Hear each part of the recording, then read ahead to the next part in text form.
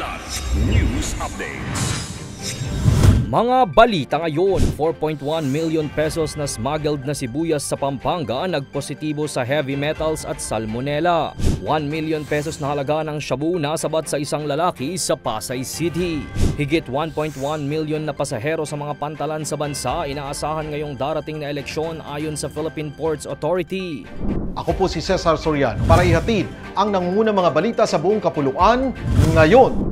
Nasabat ng Department of Agriculture o DA at Criminal Investigation and Detection Group o CIDG ang 4.1 million pesos na halaga ng smuggled na puting sibuyas mula China sa Pampanga nitong Biyernes, May 9. Ayon sa investigasyon, ang sibuyas ay idineklara bilang chicken karage strips upang makalusot sa inspeksyon.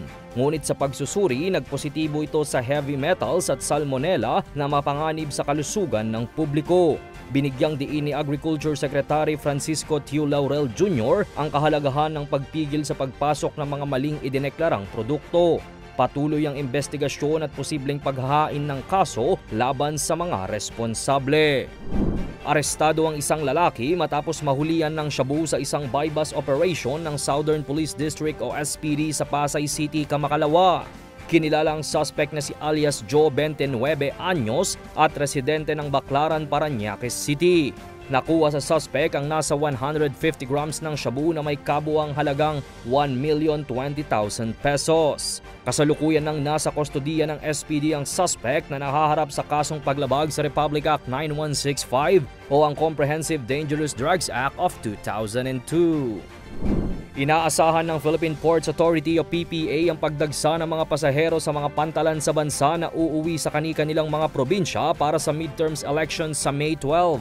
Ayon sa PPA, nasa kabuuang 1,155,238 ang expected travelers nila sa mga major ports sa bansa mula ngayong araw hanggang sa May 13. Mas mataas ang kanilang forecast sa 5% kumpara sa naitalang 1,100,227 total passengers noong 2022 election period.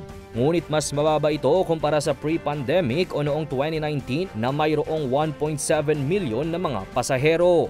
Samantala, nasa full alert status na ang PPA personnel kabilang ng Philippine Coast Guard upang masigurong ligtas at payapa ang biyahe ng mga pasahero. Para sa Kidlat News Channel, ito si Jai Reyes, nag-uulat. Ako po si Cesar Soriano, kasama nyo sa bawat pagputo ng balita.